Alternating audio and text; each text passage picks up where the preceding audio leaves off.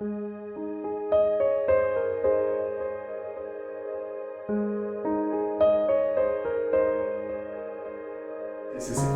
I'm here with my wife. My parents are back home, but then my responsibility to them doesn't end. Hello, dear friends. Welcome to another edition of Spillin the Tea. It's a great honor for me today to introduce you to Prosper.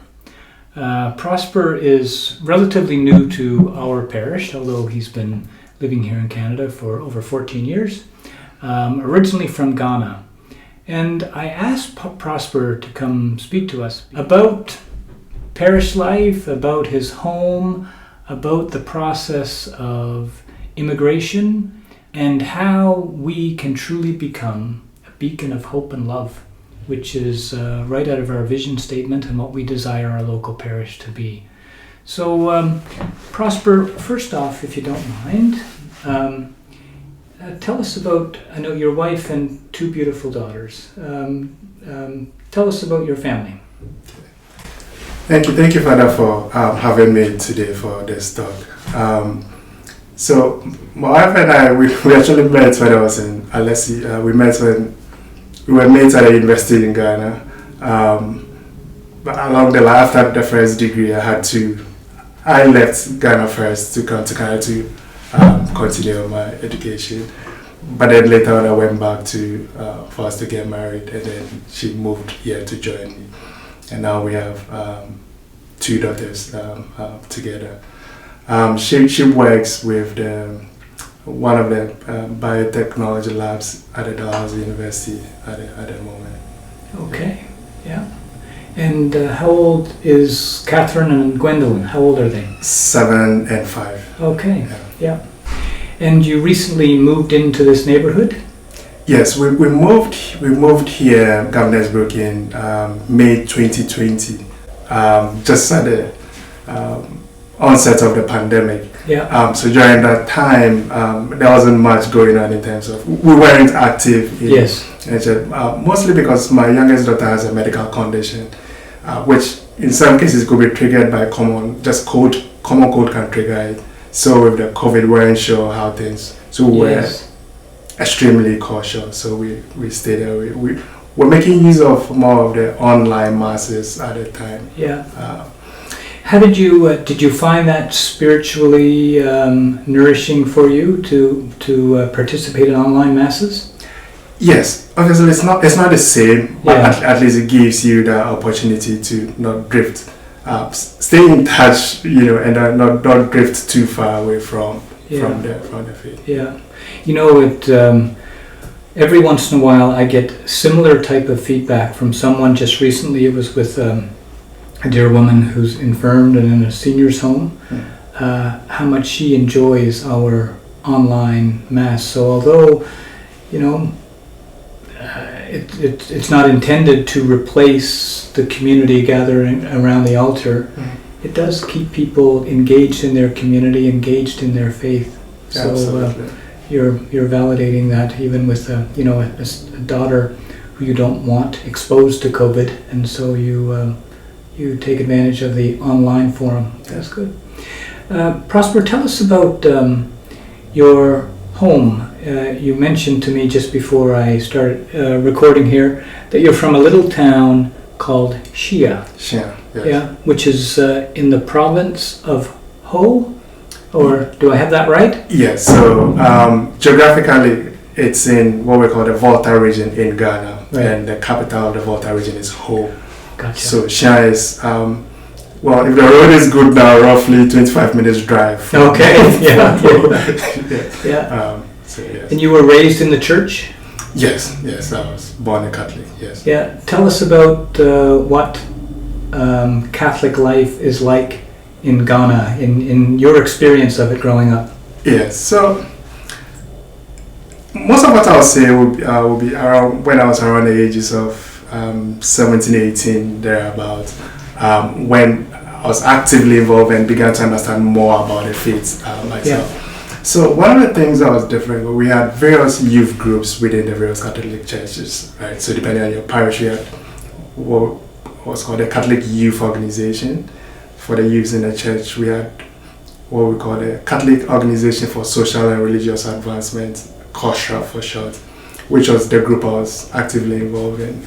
And then we had the Students' Union. These are different youth groups within the church.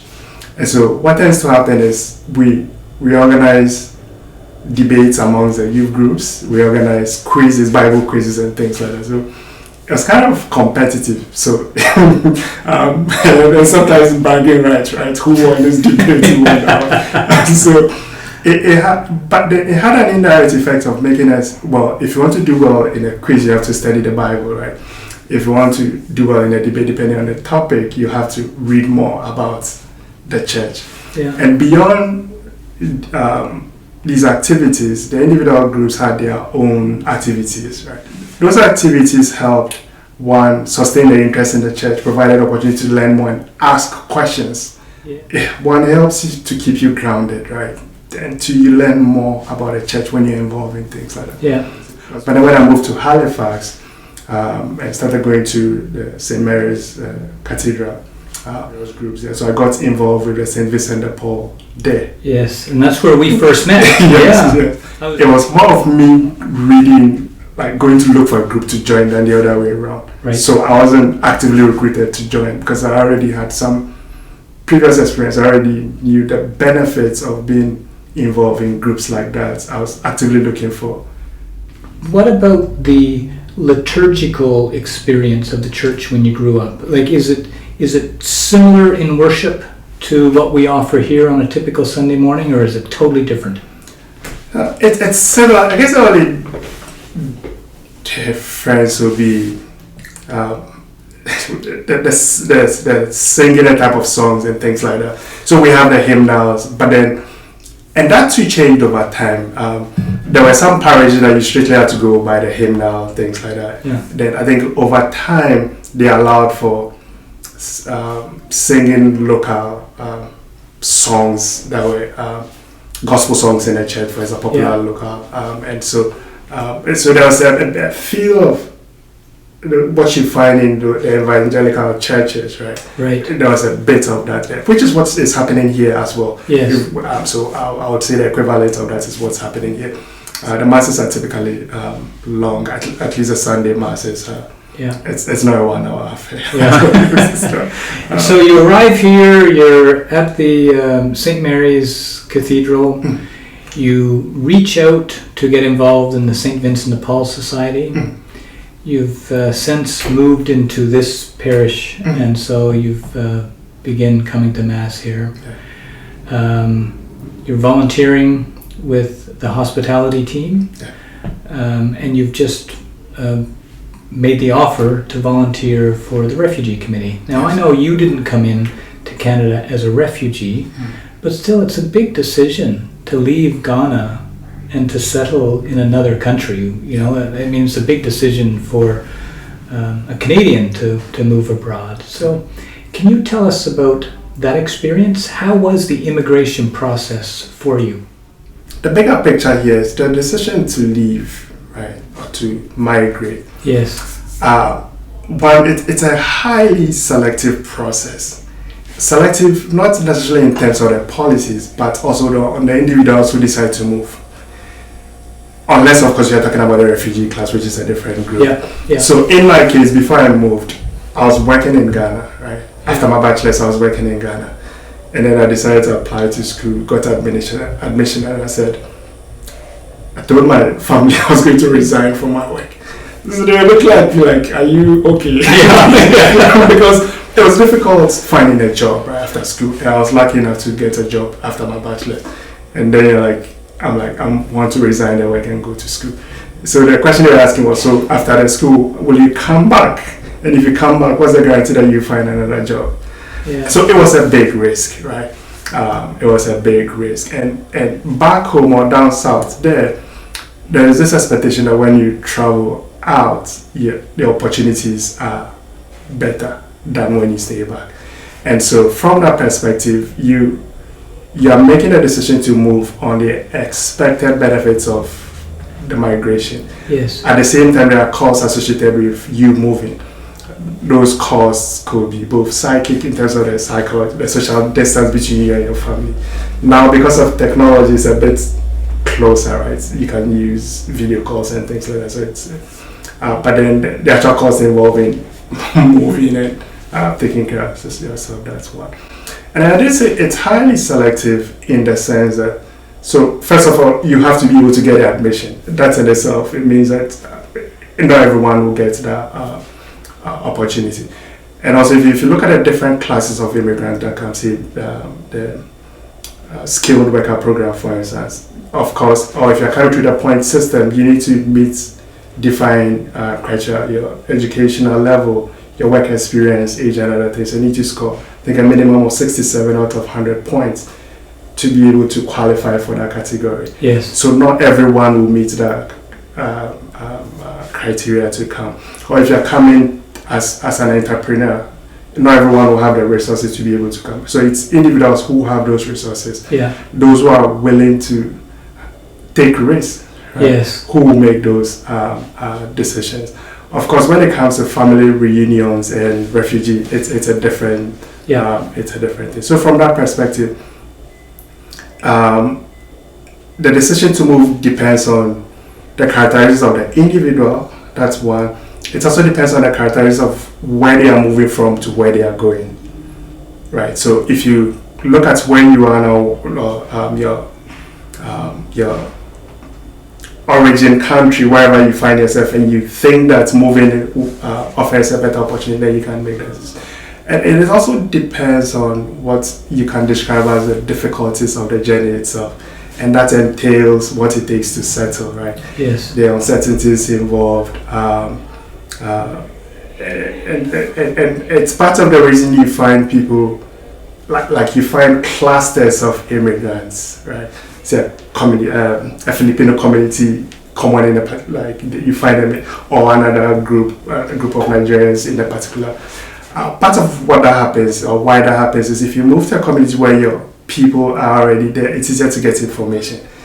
And the nature of the information sometimes is so specific that it's easier for someone who has gone through the process, right, to know they'll be able to give you the right kind of information. Yes. And settling amongst your people sometimes provides some form of protection, because you can easily draw on their experiences. It all speaks to so you're trying to reduce the uncertainties surrounding moving. So that's one part of the selectivity nature of those who move. It has to be some unobservable characteristics of the individual. I want to take that risk to move. It's just like after your university education year, deciding to move to a different province to work without knowing anyone there, right? Yeah. Not everyone will be prepared to make that move. Yeah, for sure. Except that in this case, a distance. So when you had a job, after you finished your bachelor's degree, you had a job back home. Yeah.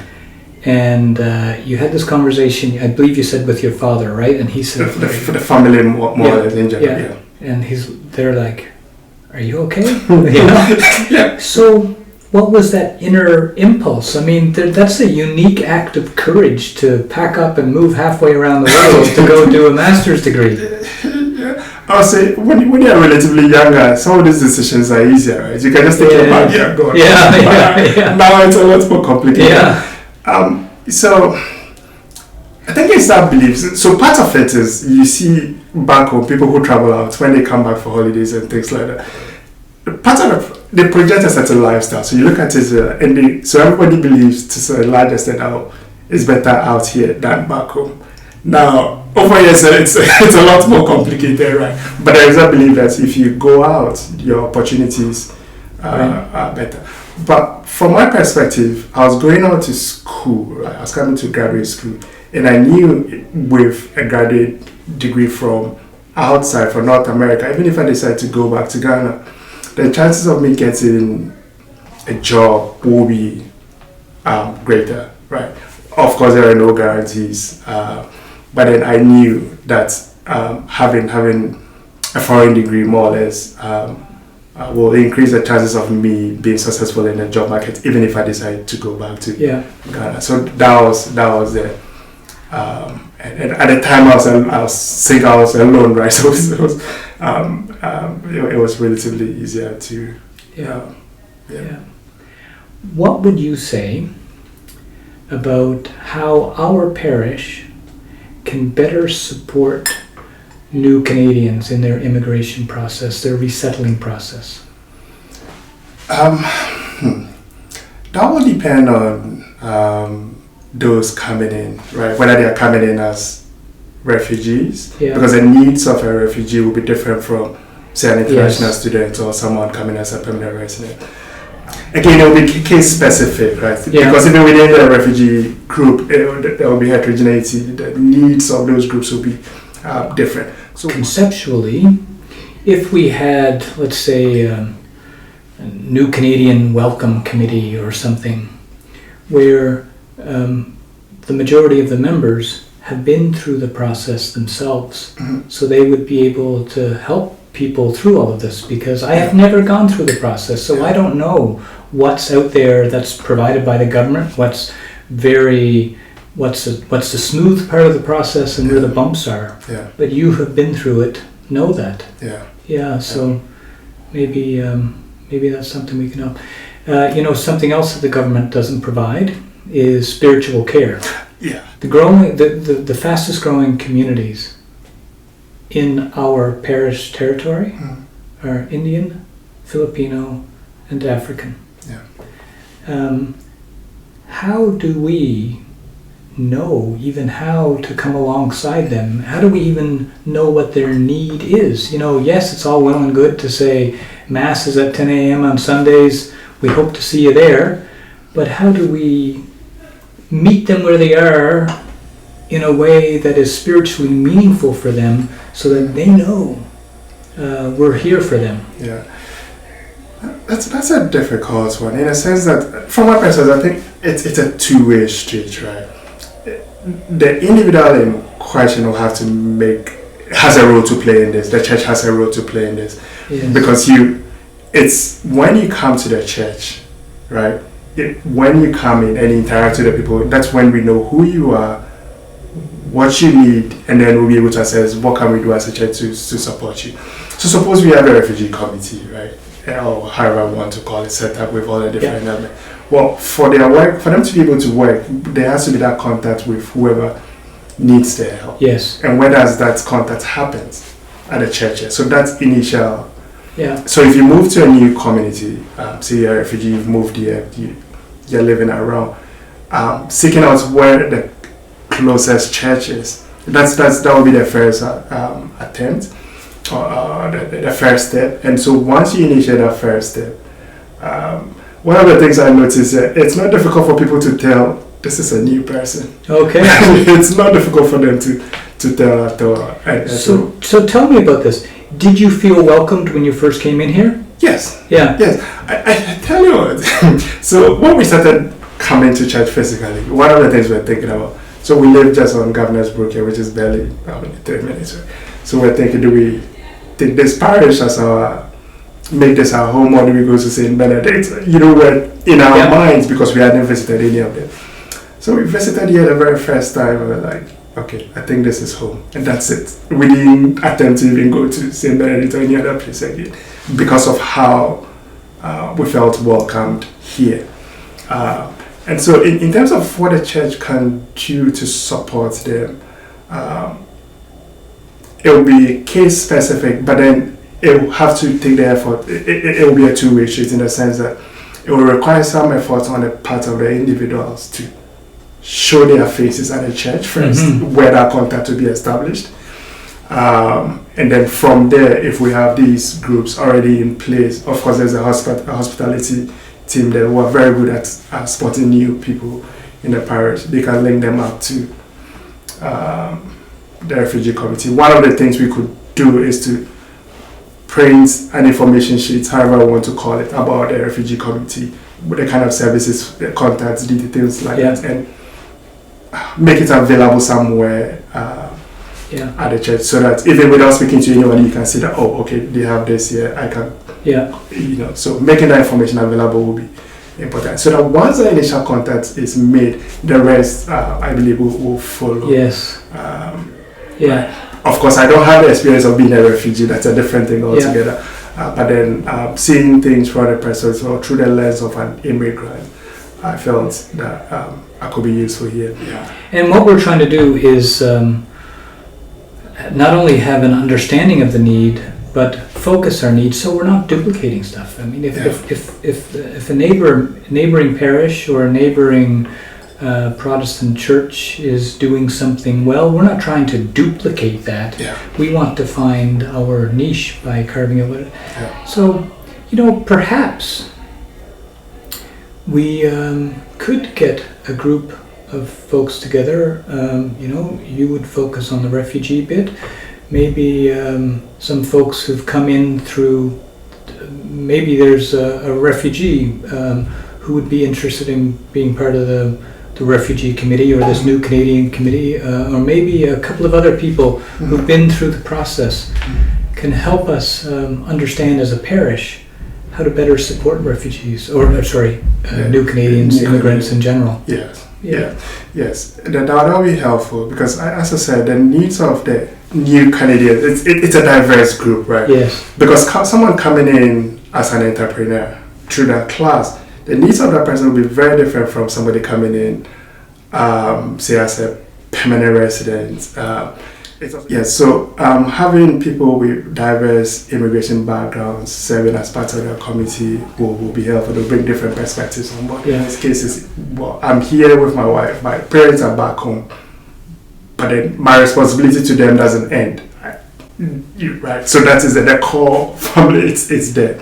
And so if already you are under pressure, right, you're having difficulty meeting your own basic needs and the basic needs of your family, in a sense, I would argue it affects how you relate, what you can do for others, right, and how you can relate to them. Part of it, okay, this may not be the whole story. Part of it is driven by the pressure that people go through here. It's difficult, because back home we have that system where in a village, for instance, right? You grew up in a rural, so you understand that if you don't have food, you can visit an aunt's house. You can go somewhere and have dinner, right? Without go unannounced. At least, even if you don't have a place to sleep, you can go perch on someone's. There's something, right? Any social assistance there's nothing like government assistance that you get. You can get anything from the government. So it's the community. But here, even with whatever the government is providing, I think that people are under so much pressure. The structure of the economy and the way of life, it's different. It makes everyone, or most people, they are more or less always under pressure. Yeah. Taking multiple jobs just to be able to pay their bills and things like that. So I think it's a big part of it. Who is the church, or what is the church, right? It's all of us. So all of us have a role to play. So that means that we should do our bit, whether you're a new immigrant or not, to support the church. And so it is by supporting the church that you can derive the full benefits of what the church has to offer you. We need to help each other. The church needs us, and we also need the church. Yeah. Thank you, Prosper. I'm just delighted to share in this conversation. I look forward to getting to know you and your family better, and you're a blessing to our parish. God bless you. God bless you too, and thanks for the opportunity to share some of my experiences. Thank you, brother. Thank you.